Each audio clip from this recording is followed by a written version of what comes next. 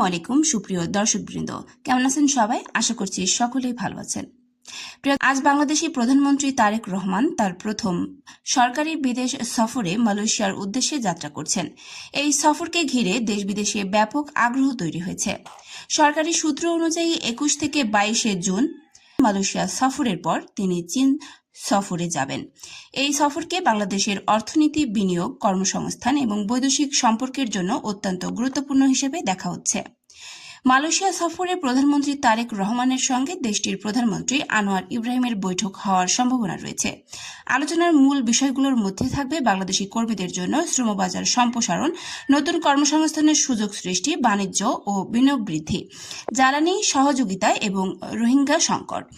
বিশেষ করে দীর্ঘদিন ধরে আলোচিত মালয়েশিয়ার শ্রমবাজার পুনরায় পুরোপুরি চালুর বিষয়টি এই বছরে অন্যতম প্রধান এজেন্ড হিসেবে বিবেচিত হচ্ছে।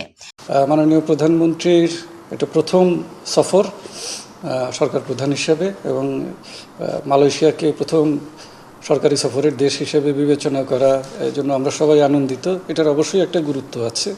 আমরা বুঝতে পারি যে মালয়েশিয়ার সঙ্গে যে আমাদের ভ্রাতৃত্বপূর্ণ একটা সম্পর্ক আছে, সহযোগিতার সম্পর্ক আছে, শ্রমবাজার খুলে দেওয়ার ক্ষেত্রে ইতিবাচক অগ্রগতি আনতে পারে। অনেকেই জানতে চাচ্ছেন এই সফরে কোনো সমঝোতা স্মারক বা চুক্তি হতে পারে কিনা। যদিও মালয়েশিয়া অংশের জন্য এখনো বিস্তারিত তালিকা প্রকাশ করা হয়নি, তবে অর্থনৈতিক সহযোগিতা, বিনিয়োগ এবং শ্রমবাজার সম্পর্কিত বিভিন্ন সমঝোতা নিয়ে আলোচনা হওয়ার সম্ভাবনা রয়েছে। অন্যদিকে চীন সফরে 15 থেকে 17টি দ্বিপাক্ষিক দলিল স্বাক্ষরের প্রস্তুতির কথা ইতিমধ্যে জানানো হয়েছে। এদিকে মালয়েশিয়া সফরকে প্রধানমন্ত্রী তারেক রহমান সরকারের জন্য একটি গুরুত্বপূর্ণ কূটনৈতিক পদক্ষেপ হিসেবে দেখা হচ্ছে, কারণ তিনি দায়িত্ব গ্রহণের পর এটি তার প্রথম উচ্চ পর্যায়ের বিদেশি সফর। দর্শক, মালয়েশিয়া সফর থেকে বাংলাদেশি কর্মী, প্রবাসী এবং ব্যবসায়ীরা বড় ধরনের ইতিবাচক খবরের প্রত্যাশা করছেন। বিশেষ করে নতুন কর্মসংস্থান, বিনিয়োগ বৃদ্ধি এবং দুই দেশের সম্পর্ক আরও শক্তিশালী করার বিষয়ে গুরুত্বপূর্ণ ঘোষণা আসতে পারে বলে আশা করা হচ্ছে। তবে আনুষ্ঠানিক ঘোষণা না আসা পর্যন্ত কোনো গুজব বা অপ্রমাণিত তথ্য বিশ্বাস না করার অনুরোধ রইল। নতুন কোনো চুক্তি, সমঝোতা বা ঘোষণা এলে আমরা আপনাদেরকে দ্রুত জানিয়ে দিব।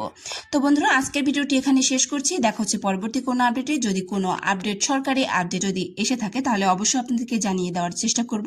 তো সকলেই ভালো থাকুন, সুস্থ থাকুন। দেখা হচ্ছে পরবর্তী কোনো আপডেটে। আল্লাহ হাফেজ।